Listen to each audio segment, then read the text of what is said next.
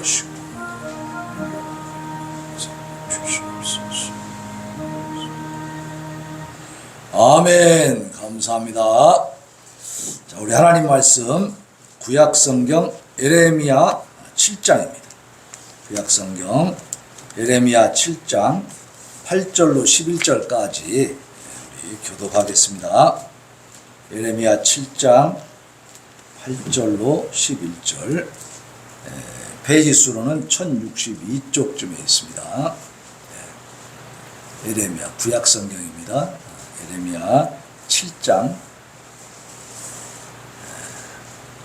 8절로 11절.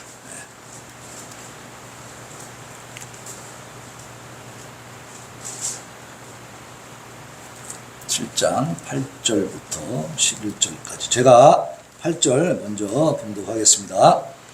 보라, 너희가 무익한 거짓말을 의존하는도다.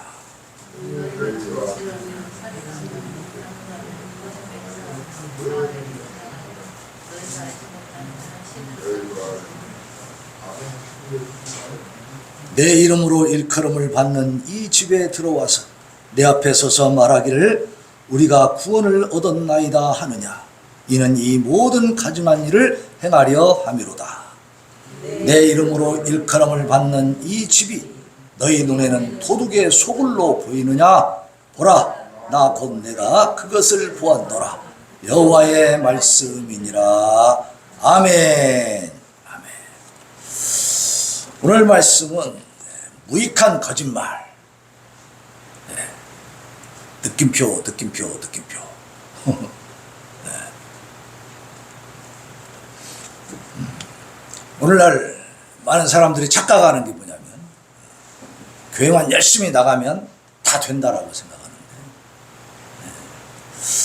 오늘 본문 말씀을 통해서 우리는 하나님 앞에 드려지는 예배가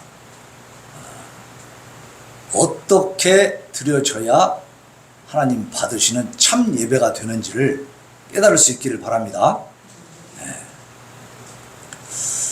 이 오늘 본문은 본래 이제 7장 1절로부터 15절까지가 본문인데 오늘 핵심 구절만 지금 우리가 봉독을 했어요. 그래서 그 선포된 이 장소가 성전이에요, 성전. 그래서 여기 보면 2절에 보면은 너는 여호와의 집 문에 서서 이 말을 선포하여 이르기를 그랬거든요. 그래서 이 성전에서 선포된 말씀이기 때문에 성전 설교라고도 합니다.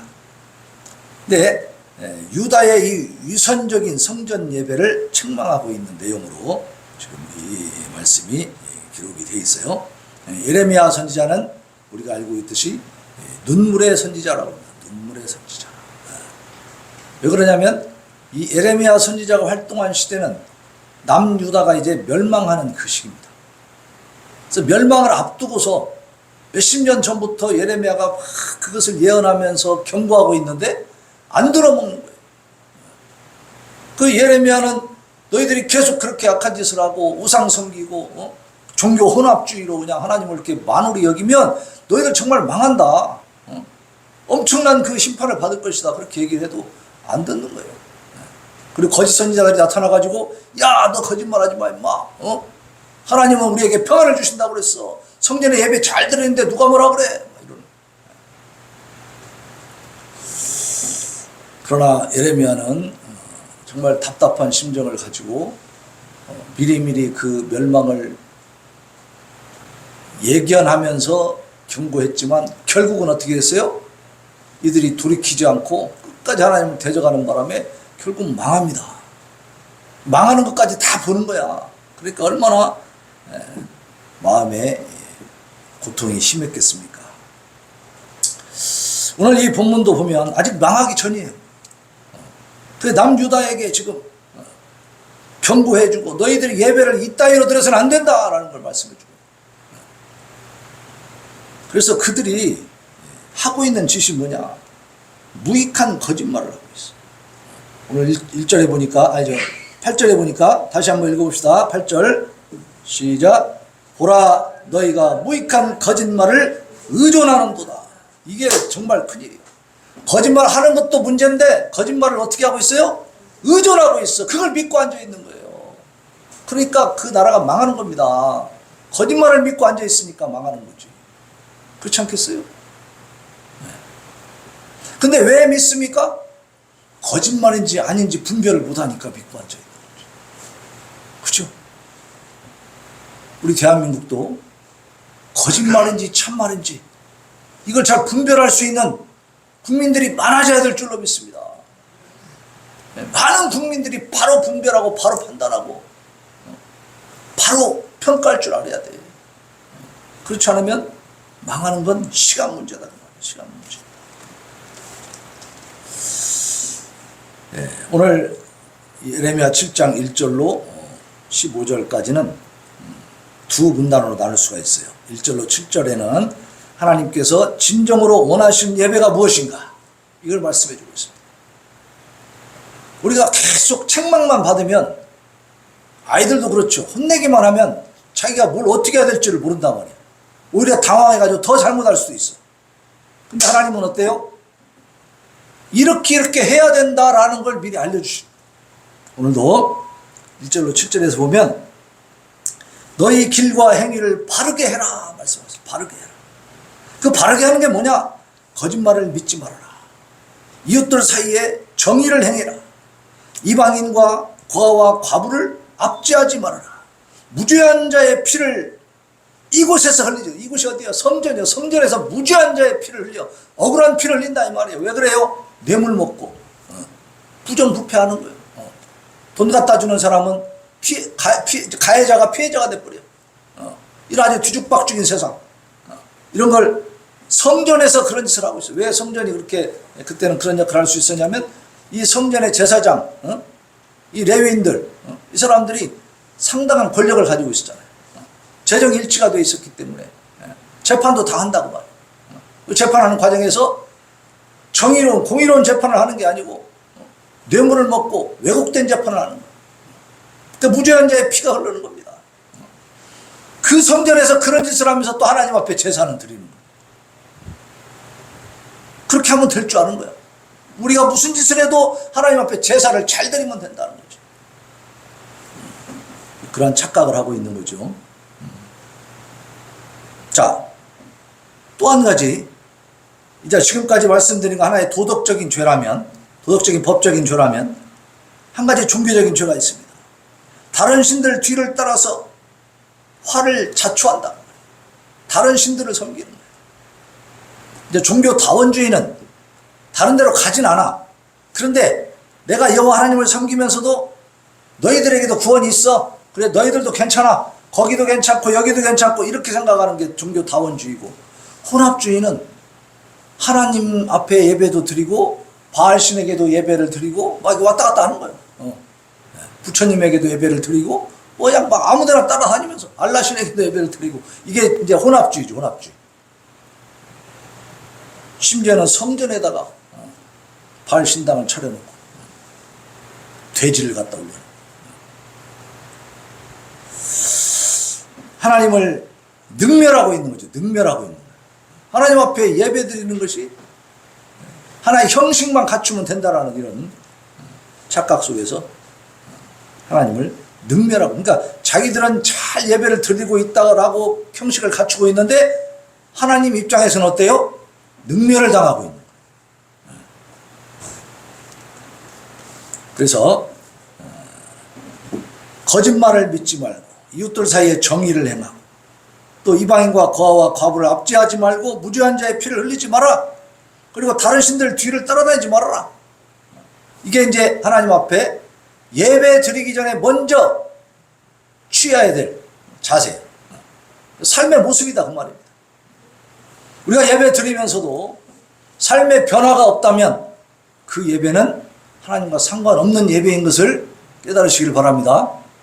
우리의 삶이 변화가 돼요.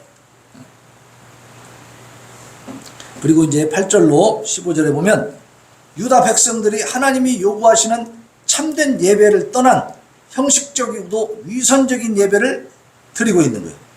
그래서 예루살렘 성전이 파괴되고 유다가 황폐하게 될 것이라고 하는 준엄한 심판의 경고가 나와 있습니다. 그러니까 하나님을 만홀히 여기고 능멸하는 것이 바로 심판을 받는 건 아니지만 한없이 하나님이 기다려 주시는 것도 아니에요. 그래서 하나님은 기간이 있습니다. 기간. 그러니까 그 기간에 뭘 해줘요? 선지자들을 통해서 자꾸 경고를 해주는 거예요. 오늘도 지금 이 남유다 백성들에게, 그 왕들에게 이 예레미야 선지자를 통해서 자꾸 얘기를 해주는 겁니다. 깨닫고 돌아와라. 이렇게 하면 안 된다라는 것을. 근데 끝까지 돌아오지 않으면 어떻게 된다? 멸망한다. 심판받는다라는 거예요. 그래서 결국 어떻게 됐어요? 역사적으로 보면 남유다는 정말 이 심판의 경고와 예고대로 심판을 당하고 멸망당했습니다. 그 뒤로 이스라엘 백성들은, 그 유대인들은 2000년 동안 세상을, 세계를 방황하면서 그렇게 아주 처참하게 살았잖아요. 네? 이 원리는 지금도 적용되는 것을 믿으시기를 바랍니다. 지금도 개인과 국가에 그대로 적용이 되는 겁니다. 네. 그래서 오늘 봉독했던 핵심 구절을 한번 보겠습니다. 자, 유다 백성들이 드리는 이 예배의 가증함, 그것들을 고발하면서 하나님이 요구하시는 참된 예배를 떠난 형식적인 그리고 유선적인 이런 예배, 이것을 하나님이 기뻐하지 않는다. 그래서 8절 보니까 8절에 뭐라고 되어 있어요? 같이 한번 봉독합시다. 시작. 보라, 너희가 무익한 거짓말을 의존하는도다. 이 말씀이 적나라하게 표현된 게 어디 있냐면요, 그 위에 올라가서 4절 보세요. 4절. 자, 같이 분독합니다. 시작. 너희는 이것이 여호와의 성전이라, 여호와의 성전이라, 여호와의 성전이라 하는 거짓말을 믿지 말라. 아니, 여호와의 성전이면 다 된 거지 왜 이게 거짓말인가? 근데 믿지 말라는 거예요. 그게 왜 그러냐면요, 여호와의 성전이다라는 이 말 속에 이 이스라엘, 이 당시에 그 유다 백성들이 좀 착각하고 있는 부분이 있어요. 그게 뭐냐면 그 전에 그 히스기야 왕 시대에 아수르 대군이, 사네립의 그 왕의 대군이 막 쳐들어왔는데, 이때 히스기야 왕이 하나님 앞에 기도를 했습니다. 그래서 하루아침에 18만 5천 명이 다 전멸을 당했어요. 그래서 아수르 군대를 물리쳐 주셨거든요. 그때 그 사건이 몇십 년 전에 있었던 거야. 그러니까 백성들이 그걸 기억하고 있는 거죠. 그러니까 어떻게 착각하고 있는, 이 성전만 지키면 돼. 제사만 잘 드리면 되는 거야. 우리의 형식을 잘 갖춰서 하나님 앞에 동물 죽여서 제사 드리고, 새 죽여서 제사 드리고, 피 흘림에 제사를 드리면 되는 거야. 그러면 끄떡없어. 우리는 안 망해. 이렇게 생각하고 있는 거야. 그러니까 그게 그 의미가 뭐냐면, 여호와의 성전이다, 여호와의 성전이다, 여호와의 성전이다. 우리는 성전 제사를 드리고 있지 않느냐? 그러니까 괜찮아. 안전해. 근데 예레미야 선지자는 뭐라 그래요? 믿지 말아라. 그게 거짓말이다. 믿지 마라. 왜 거짓말이냐? 여기 나오죠? 9절 보세요. 너희가 도둑질하며 살인하며 간음하며 거짓 맹세하며 바알에게 분향하며 너희가 알지 못하는 다른 신들을 따르면서 내 이름으로 일컬음을 받는 이 집에 들어와서 내 앞에 서서 말하기를 우리가 구원을 얻었나이다. 지금 우리 대한민국의 현실을 보면 우리 대한민국의 성도들이 이런 식의 신앙생활을 하고 있지 않나 돌아봐야 됩니다. 세상에 나가서는 세상 사람들보다 더 간악하게 살면서 하나님 앞에 예배만 잘 드리면 된다고 착각하고 있는 거 아니죠. 물질 만능주의. 북한의 성도들이 기도할 때 기도 제목 중에 하나가 뭐냐? 빼놓지 않고 기도하는 것이, 이 대한민국 남한 쪽의 성도들이 이 물질 그 만능주의에 빠져가지고 이 풍요로움 때문에 타락해가고 있으니까 하나님 구원해 주세요. 그렇게 기도한대. 지금 대한민국에서 계속 거짓 선동을 하는 사람들이 힘을 갖는 이유가 뭡니까? 그걸 믿고 따라가는 사람들이 많기 때문에. 지지해 주니까. 근데 그 속에 하나님의 종들, 목사님, 장로님, 집사님, 권사님, 성도들이 많이 있더라고. 분별을 못하는 거예요. 시대를 분별을 못해. 그렇게 시대적 죄악을 저지르면서 거짓 선동에 자꾸 넘어가서 제대로 분별하지 못하면서 그 악한 일에 동조하면서 예배는 또 잘 드린다 나와서. 그러면 하나님이 기뻐하시겠냐 이 말입니다. 우리의 예배는 삶의 예배가 병행이 돼야 됩니다. 삶의 예배가 기반이 돼야 됩니다. 그렇지 않고 형식만 갖춘 예배는 하나님께서 결코 받지 않으신다. 그것 때문에 심판을 면제해 주시지 않는다. 유다 백성들은 착각을 하고 큰 착각을 하고 있었던 거예요.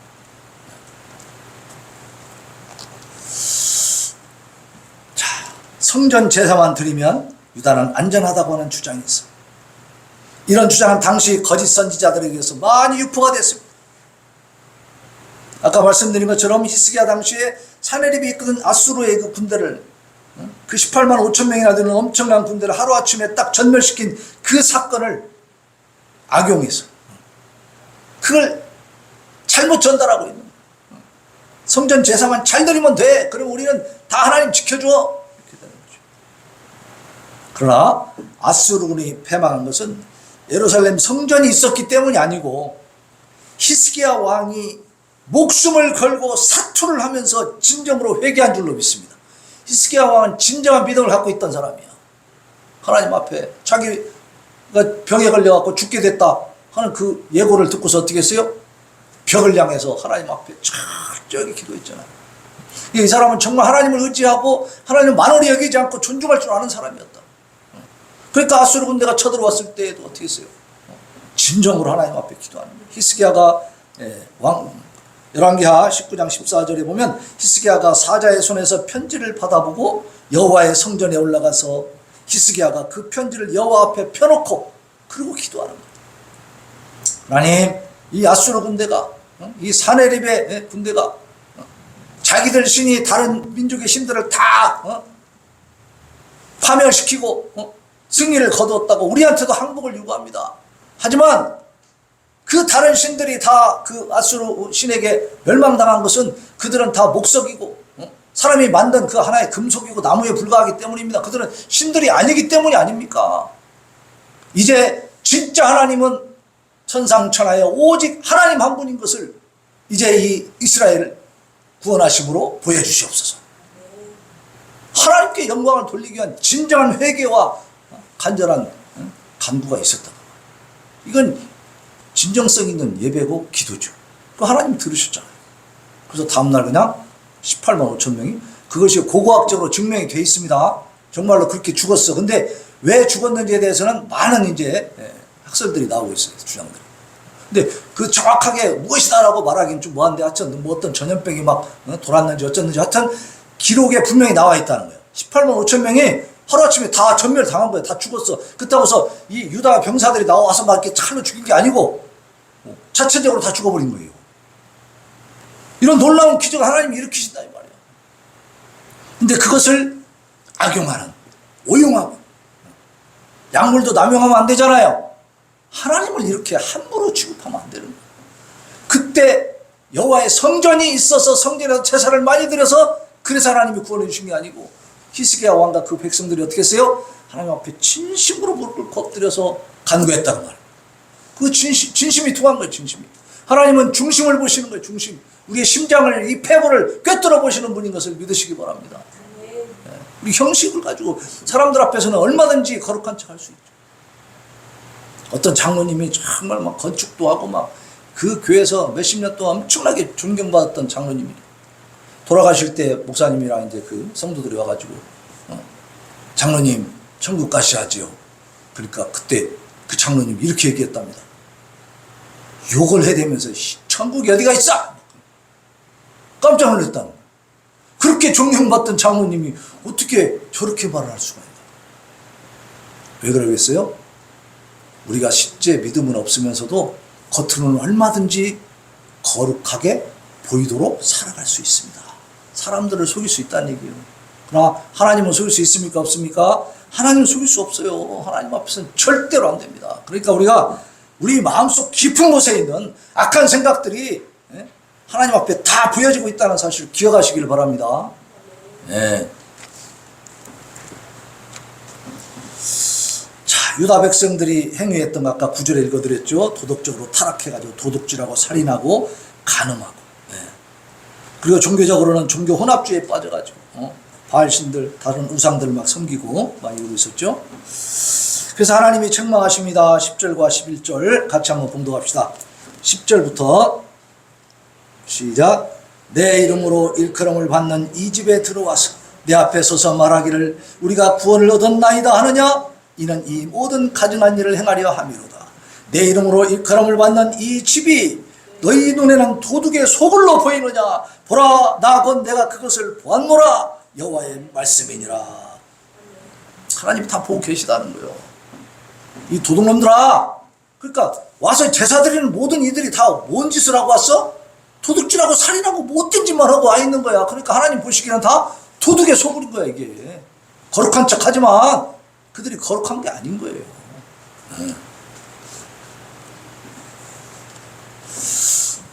그래서 이들이 착각했던 건 뭐냐면 자기들이 열심히 제사를 잘 드리면 하나님이 다 받으시고 우리는 안전할 것이다 라고 하는 그것만 생각합니다. 그 형식만 갖추면 된다고 생각합니다. 이게 자력구원입니다. 자기 힘으로 된다는 거예요. 하나님을 능멸하는 것입니다. 우리 10계명 제3계명에 뭐라고 그랬어요? 여호와의 이름을 망령되이 일컫지 말라. 우리는 그럴 때가 많아요. 함부로 그럴 때가 많고요. 또 세상에 한번 보세요. 하나님 이름을 대면서 얼마나 악한 짓들을 하고 있는지. 망령되게 일컫는 겁니다. 그런 것들을 어떻게 하신다고 했어요? 죄 없다 하지 아니하리라. 하나님이 그 죄를 물으실 줄 믿습니다. 심판하십니다. 도적의 소굴이 됐다. 죄로 얼룩진 자들이 가증한 예배, 회개가 없는 뻔뻔하고 철면피한 유다 백성들의 이 강팍하고 화인맞은 심령을 지적해주고 계십니다. 하나님 다 보고 계시다는 거예요. 모 정치인이 그랬죠. 나도 그 교회 다녔어. 나도 교인이야. 그러니까 그 교회에서 어떻게 했어요? 그때 잘라버렸어. 그럼 우리 교인이 아니야. 뭐 이런 일이 있었죠. 그 며칠 갔다 온 것도 자기가 교회 다녔다고 교인이라고. 얼마나 가증합니까? 우리가 보기에도 가증한데 하나님 보시기에는 기가 막히죠.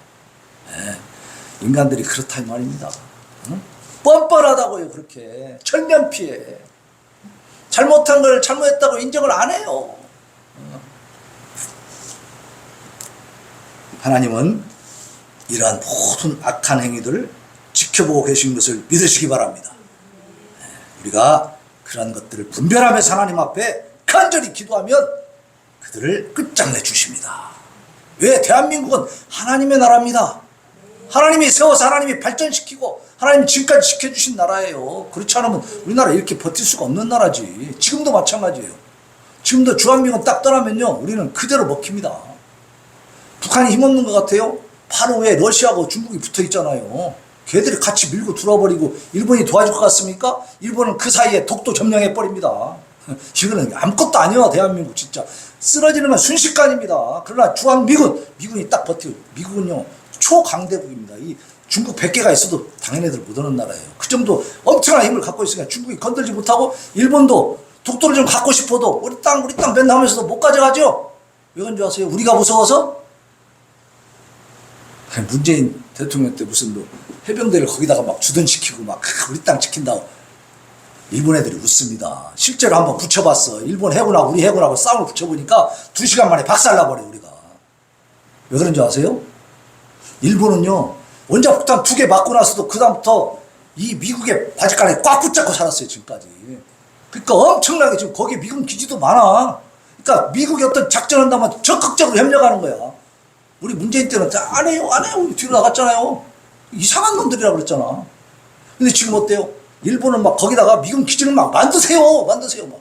그러니까 강력해지는 거예요. 거기는 그 자유대밖에 없어.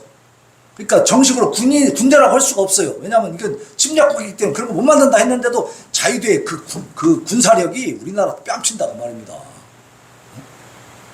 그 현명한 거지 일본 사람들이. 그죠? 약삭빠르기도 하지만.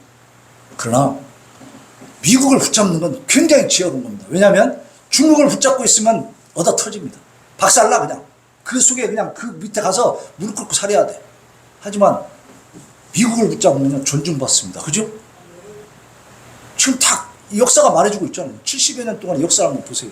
2차 대전 이후에 미국과 친한 나라들이 다 성장. 중국과 친했던 나라들은 다 망했어요.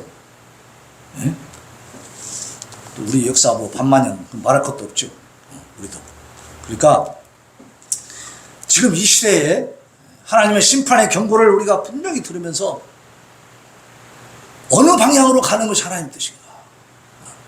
이 에레미야 시대에도요, 시드기야 왕이 그랬어. 마지막 왕인데, 에레미야한테, 하나님한테 한번 물어봐라. 우리가 어떻게 해야 되냐. 그때 이제 새로 일어나는 이 바벨론이라는 나라, 신흥 국가가 있었고, 애굽이라는 나라가 있었어. 애굽하고는 관계가 그동안 계속 오랫동안 지속된 그런 강대국이고, 이제 바벨론 새로 이제 신흥 국가로 이제 부상하는 나라예요. 그거 어떻게 해야 되냐. 에레미야가 하나님 앞에 계시를 받아가지고 바벨론 왕에게 항복해라. 그러면 살려준다. 그게 하나님 뜻이다. 근데 시드기야 왕이 그렇게 하지 않았습니다. 그리고 에레미야를 오히려 옥에 가둬버리고 어떻게 했어요? 애굽 왕하고 손잡아 버렸어요. 그러니까 바벨론 느부갓네살이 와리 쳐들어가지고 완전히 예루살렘 멸망시키고 시드기야 왕 잡으다가 도망가다 잡혔어요. 잡혀가지고 그 시드기야 왕이 보는 앞에서 자기 아들들을 다 죽입니다. 그리고 시드기야 왕은 눈을 빼버려요. 그리고 바벨론으로 끌고 가. 그리고 거기 왕족 귀족들 쓸만한 놈들은 이스라엘 그 유다 그 귀족들을 싹 잡아서 바벨론으로 끌고 가버려요. 결국은 정말 처참하게 멸망을 당하죠. 지금 가만히 생각해 보세요. 우리가 어느 방향으로 가야 되는지, 그리고 어떤 사람들이 바른 생각을 갖고 있는지. 다시 한번 우리 제목을 같이 읽어보겠습니다. 제목 시작. 무익한 거짓말. 무익한 거짓말을 의존하지 마라. 우리 대한민국이 이 거짓 선도, 거짓말에 속지 않는 나라가 되도록 우리가 기도해야 될 줄로 믿습니다. 그리고 우리가 또한 그렇게 속으면 안 돼. 우리가 바르게 판단하고 분별해서 하나님 앞에 바르게 기도하고, 많은 사람들이 정말 이 거짓 선동에 속지 아니하고 그걸 의존하지 아니하고 하나님의 뜻이 어디 있는지, 특별히 이 전라도에 있는 목회자와 성도들이 좀 잘 깨달아야 돼. 참 복잡합니다. 그냥 뭐 복잡하게 얘기 안 해도 어느 편이 하나님 편인가는 그냥 뻔하게 보이는데도 이상하게 하나님 편이 아닌 쪽으로 흘러가가지고 막 거기서 박수치고 지지성명하고 막 난리를 치고 있어요. 그러니까 그런 걸 볼 때 우리가 위기감을 느끼는 거예요. 그래서 우리가 하나님 앞에 이 시간 국가 기도 성회, 그런 자들에 의해서 나라가 멸망되지 않도록, 그런 자들에 의해서 멸망하면 책임이 그들에게 있지만 피해는 누가 다 봐요? 그걸 깨닫고 그것 때문에 전쟁 흥미했던 우리들이 다 피해를 보는 거예요. 김정은이 다스리는 나라가 되면은 어떻게 되겠습니까? 이 나라가? 우리의 운명이 어떻게 됩니까? 말도 안 되죠. 중국, 러시아, 북한, 이 세 나라는 정상적인 나라가 아니잖아요. 그러니까 우리가 정말 지금 현재 대한민국의 상황, 우리가 어느 방향으로 가야 되는지 이것을 제대로 깨닫고 바르게 끌어가는 사람이 이 나라의 실권을 쥐고 권력을 가질 수 있도록, 또 국민들이 지지할 수 있도록 그렇게 기도할 수 있기를 바랍니다. 자, 기도합시다. 하나님 감사합니다. 오늘도 무익한 거짓말을 의존하지 말고 거기에 속지 말라고 주님 말씀하십니다. 여호와의 성전, 여호와의 성전, 여호와의 성전이라 하는 그 거짓말을 믿지 말라고 말씀하셨습니다. 하나님, 교회에 모인다고 다 예배가 아닙니다. 아버지, 우리의 삶을 바르게 살게 하여 주시옵시고 하나님의 뜻이 어디 있는지를 분명하게 분별하고 깨달을 수 있는 지혜와 명철을 주시옵소서. 그래서 하나님, 우리가 하나님 앞에 바르게 기도함으로 말미암아 이 나라, 이 민족이 바른 길로 나가고 대한민국이 우뚝 솟아져 아버지 하나님이여 정상되고 회복되고 강건하게 서서 이제 저 북한의 악한 세력들을 물리치고 저 불쌍한 동포들까지 구원하여서 이 나라 이 민족이 하나님 앞에 온전한 영광을 올려드릴 수 있도록 하나님 함께하여 주시옵소서. 예수님의 이름으로 기도하옵나이다. 아멘.